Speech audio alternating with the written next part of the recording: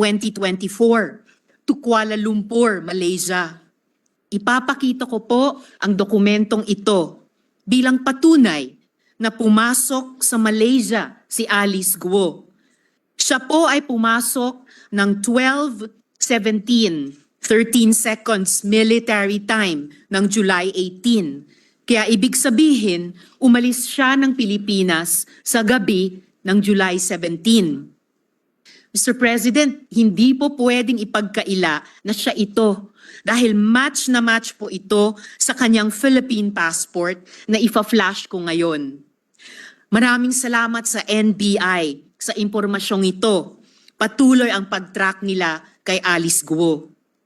Ayon sa aking isa pang source, Mr. President, tumuloy si Alice Guo sa Singapore kung saan nagtagpo-tagpo sila ng kanyang magulang na sina Lin Wenyi at Guo Jianzhong.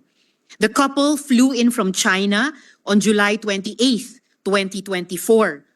Mistulang reunion sila doon kasama sina Wesley Guo at Cassandra Ong.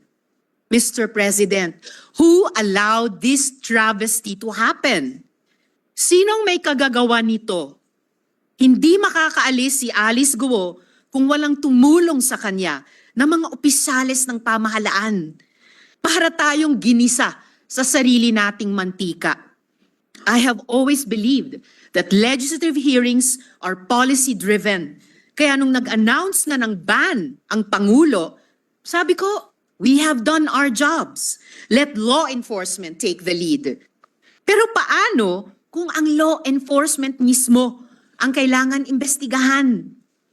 What if they drop the ball?